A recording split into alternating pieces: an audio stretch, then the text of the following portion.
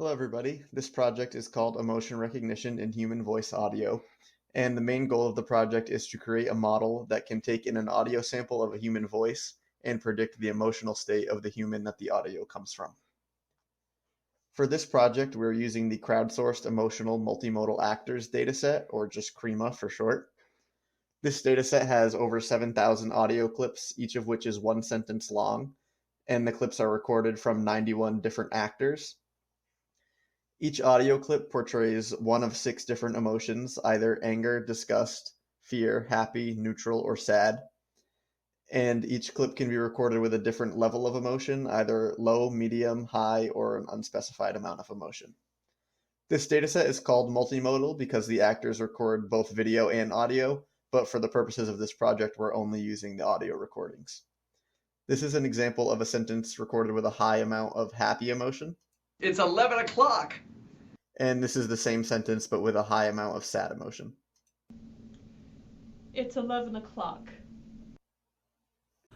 So for basic feature extraction and feature engineering, we used a Python library called Parselmouth, which is a bunch of older audio processing libraries combined together and rewritten in Python for extracting audio relevant features. And one of these features is the periodogram, which is basically just regularly sampled FFTs, which give us a nice frequency domain on the y-axis and then time domain on the x-axis. So in this example right here, there's an unknown aircraft passing at a lower frequency, and then after that there are some higher frequency insects chirping. And with this, we can extract features like intensity. And intensity is a basic physical property which is proportional to the loudness of the sound. We can measure this in decibels, and this is a nice feature. And also, we can extract more advanced features like the fundamental frequency, which is the lowest and most present pitch at a given time, and most in line with the overtones, which are the higher frequencies based on the harmonic series. And with this, we can look at the undulations of pitch in someone's speech, which nicely indicate their emotional state. And then we also look at more advanced features like harmonicity. And normally frequencies nicely line up with the harmonic series above the fundamental, like these nice musical intervals here. But when they're off, we get a less tonal and less pitched and more breathy sound, a more atonal sound. And this is just another key feature in identifying the nature of a sample of human speech.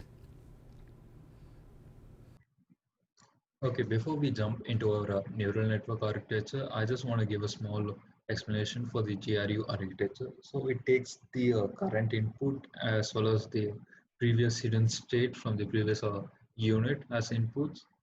It performs a sigmoid activation to find its intermediate gates, such as known as update gate and reset gate, which is multiplied with the hidden state. And tan-H activation is used to find the final output, which is also passed to the next GRU unit as the hidden state for that respective unit. Let's get into our neural network. As we are passing audio data as our input, which as a time series data in it, we are using GRU with about 90 nodes as our input layer. As I mentioned earlier, tan-H and sigmoid functions are used as activation functions in GRU. Hidden layer 1 also consists of GRU layer with about 60 nodes and other similar and other same parameters. Hidden layer 2 and 3 consists of dense layer with about 60 and 30 nodes respectively, and uses a rectifier linear unit as activation function. It also has a dropout ratio of 0.2. The final output layer consists of 6 nodes, each representing the emotion in the target function. It uses a softmax activation function to find the most probable emotion for the prediction. We have tried about 20 to 25 different combinations of models with this similar structure. We have tried to increase the hidden layers, and we have also tried with LSTM and also scale the number of nodes. But most of the models produce a similar result, if not worse.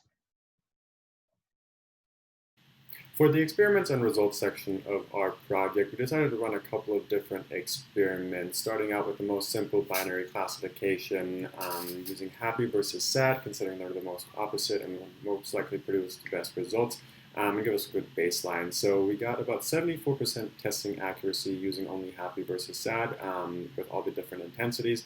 You can see it's slightly over fit, but not too bad. So next we decided to ramp up the difficulty and use a multi-class classification using all 6 emotions. So anger, disgust, fear, happy, neutral, and sad. You can see it definitely overfit a lot more, giving us about 27% testing accuracy.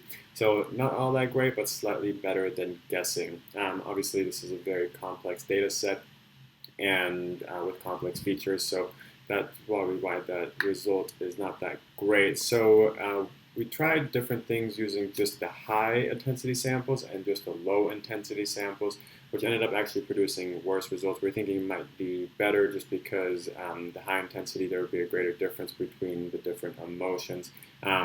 But we're guessing this poor performance was just due to the lack of data, just because if it has just those high intensity samples, it's a lot less than if it has all the different samples. So in the future, we'd like to do a couple of different experiments just to increase the data using data augmentation, adding noise to just build a more robust and better model. And Sudhanshu will talk about some of the other things we'd like to work on in the future. Some of the key takeaways from this project. We compared some of the open source packages available for feature extraction of audio files and found them to be very computationally expensive. With the large amounts of data required to accurately predict our labels, this can be quite a stumbling block. Next, we found that emotion recognition using just audio is quite complicated, as picking up slight inflections in the way a person sounds without the help of facial expressions can be challenging even for humans. We see this in the stark difference in performance between the binary classification for just happy and sad versus the multi-class model to predict the 6 different types of emotions. Now, emotion recognition requires a lot of data in order to predict the state of the speaker correctly, and augmenting the existing data using sampling techniques would help model performance significantly. Now, GRUs have not been explored that closely for emotion classification using audio. They are computationally more efficient than LSTMs while giving essentially the same results. To conclude, we believe that emotion classification using just audio is an area with a huge scope for additional research.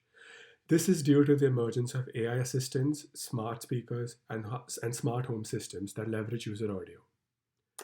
Thank you.